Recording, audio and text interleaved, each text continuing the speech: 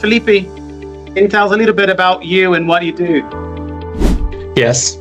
Hi, everyone. Cheers. My name is Felipe.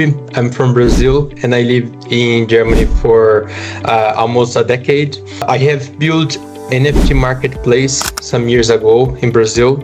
After that, we built a platform called YourClub, which is a platform for entrepreneurial minds to share their ideas and build clubs around specific topics that they are interested to. I have also more recent built another platform called Conecte Publi, which is a platform that operates like a freelancer.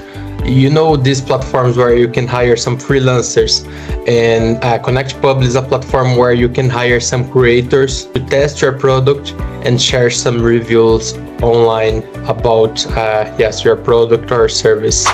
So I'm happy to be here and share some honest ideas and experience with you. And yes, that's it. Felipe, in your platform, we talked a lot about that, how AI is changing the game. How is that changing the game in your sector? The first thing related to ventures in general, you guys are probably gonna be the first generation that can create a venture with not many people in the team.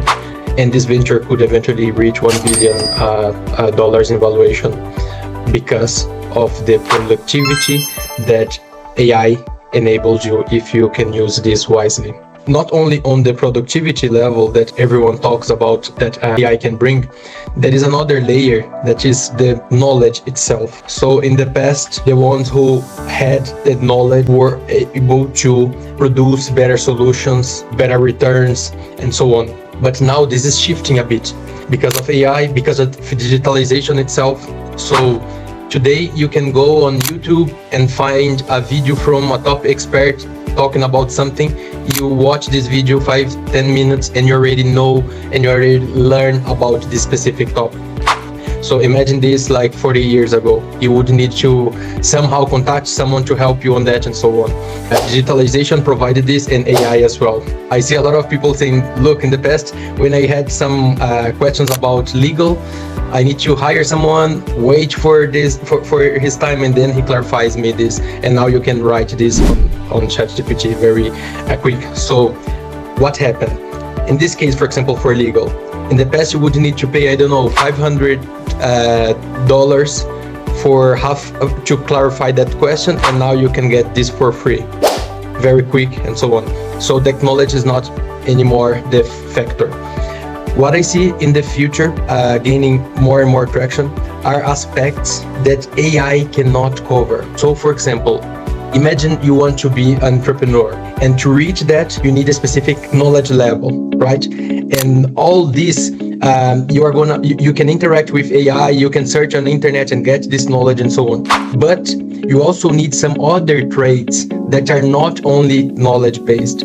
Some information that he provided me, I could find them on internet, but this kind of support is something that AI cannot cover. And I believe that's gonna be something relevant for the future. So community building, this kind of support online, or products or solutions that you need personal interactions, I think this is something that's gonna gain more value in the future.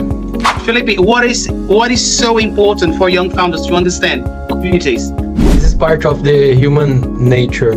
We have reached the level that we are now by interacting in communities, and you can call communities the stage that you live, a tribe that people used to live, a church or a group that you are part of. So all this is part of our nature. Everyone wants to make 1 million pounds in revenue, and we come to a trap that selling 10,000 products or services for 100 pounds is much easier than selling 100 units for 10,000 pounds. And this is wrong, trust me. It is much easier to sell 100 units for 10,000 pounds.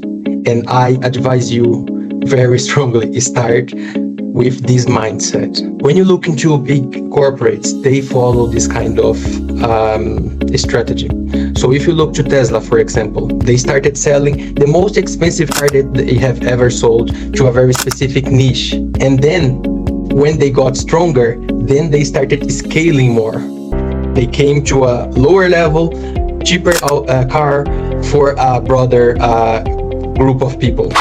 And they are doing this consistently until they reach in the future a level that they can sell a car to compete with Volkswagen, for example. What is the big trap of a venture? Because we already start with something that is in theory scalable, and you already think that you can compete on scale, and you focus a lot on building platform and stuff that you believe that you're going to have 1 million, 100 million users. Don't do that. Go for a niche. Search for something that is painful for someone, and this person is gonna be very happy if you solve their problem. And then in your time, in your growth strategy for 5 and 3 years, you are going to get more scalable as Tesla did. And this is something that I really advised you to do and to have this mindset. The primary question is your goal to build a platform, or is your goal to build a successful business? I think it is for build a successful business, right? Then follow this path. So in this growth strategy that I mentioned, you start with a niche and then you scale in the future. In this scale plan that you have, in this path, you put the technologies that are the emerging technologies. So, for example, imagine you find a niche and then you start already solving this problem for a small group and generating some revenues. You are already up 80% of the other ventures when you start generating revenues. And then you think, okay, for us to go to the next scalable path, which technology out there can help us? And then you start thinking about the tech stacks that you can implement, either AI, Web3, computer, any kind of technology that you can put. Specifically for the health sector in the developed countries, 0.5% of the GDP is in the hands of the baby boomers. This generation is still gonna live a lot of years. So there are a lot of opportunities in these related to these trends to bring solutions for this specific niche. Health sector could be one of the verticals, but you can think about entertainment and so on and so forth. You already use AI in a lot of use cases. You just don't know or just don't see this in practice because the user experience is very smooth for you. But this is already out there. If you use a mobile phone, for sure you already use a lot of AI and machine learning, yes, in your daily life. And I believe that the successful ventures are gonna be the ones that are able to use these technologies, AI and blockchain, in a way that is very friendly to mass adoption, including the baby boomers. Because this is where, we live in a capitalistic world.